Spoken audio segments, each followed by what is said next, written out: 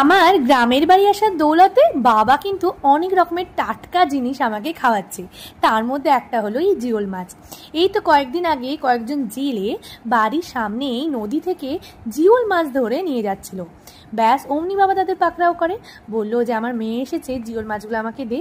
ব্যাস ওনাদের থেকে মাছ কিনে সঙ্গে সঙ্গে মায়ের কাছে এনে হাজির। জিওল মাছের মধ্যে ছিল কই মাছ, মাগুর মাছ, শিঙি মাছ, মানে যেসব মাছগুলো জলের বাইরে অনেকক্ষণ জ্যান্ত থাকতে পারে সেই মাছগুলোকেই বলে জিওল মাছ। আর গ্রামে কিন্তু এইরকম টাটকা জিওল মাছ খুব ভালো পাওয়া যায়। মা এই জিওল মাছ দিয়ে একটা ঝোল করে, বিশ্বাস করো খেতে এত সুন্দর হয়।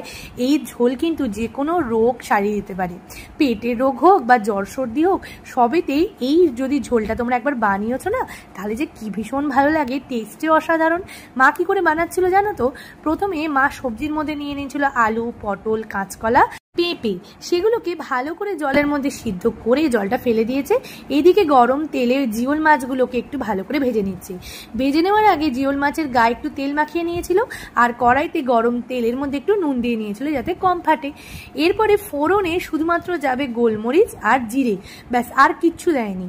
তারপরে ওই যে সিদ্ধ করে রাখা সবজি সেগুলোকে একটু ভেজে নিচ্ছে যাতে খেতে ভীষণ ভালো হয়। আমার এই জিওল মাছ কিন্তু ব্যাঙ্গালোরে থাকার সময় একদমই খাওয়া হয় না।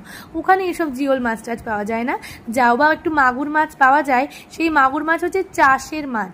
সেই মাছ খেলেই তোমরা বুঝতে পারবে যে এই মাছ মোটেই টাটকা নয়, আর সেই জন্যই যত সমস্যা। তাই আমি যখনই বাড়িতে আসি বাবা চেষ্টা করে এই রকম জিনিসপত্র খাওয়াতে যেটা আমাদের শরীরের জন্য ভালো, আর যেগুলো আমরা ব্যাঙ্গালোরে একদম পাই না।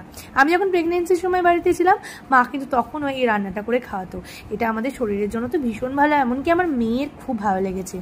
তো এর জন্য বেশি কিছু মশলা টশলা মা দেয়নি। আমি এবারে ভালো করে শিখে নিলাম যে কি করে মা এই ঝোলটা বানাচ্ছে।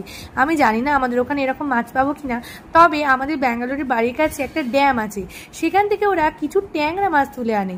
বলে তো টাটকা, যদি ওই ট্যাংরা মাছগুলো দিয়ে কখনো এইভাবে ঝোলটা বানাই, আশা করি খেতে ভালো লাগবে। যাই হোক, যখন মা দেখলো যে ঝোলটা বেশ ফুটে উঠেছে, তখনই মাছগুলো ওপর থেকে ছেড়ে দিল, মানে ভাজা মাছগুলো। আর এই ঝোলে কিন্তু কোনো রকমের মশলা ভাজাভাজির সিন নেই।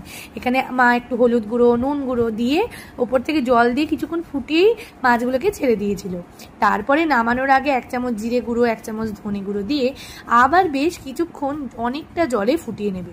জলটা বেশি দেওয়া হয়েছে কারণ এই রান্নাটা আমার মেয়ের জন্য হয়েছে। অনেক সময় সবজি খেতে চায় না, সেক্ষেত্রে এই ঝোলটাও কিন্তু ভীষণ উপকারী। ব্যাস আর কিচ্ছু নয়, আমার মায়ের এই যে গোলমরিচের মাছের জিওল মাছের ঝোল একদম রেডি। নামানোর আগে মা কয়েকটা চেরা কাঁচা লঙ্কা দিয়ে ফুটিয়ে নিয়েছিল। আমার এই রেসিপিটা তোমাদের কেমন লাগলো অবশ্যই জানিও। আর তোমরাও যদি এমন টাটকা মাছ পাও, এই রেসিপিটা একবার এইভাবে বানিয়ে দেখো।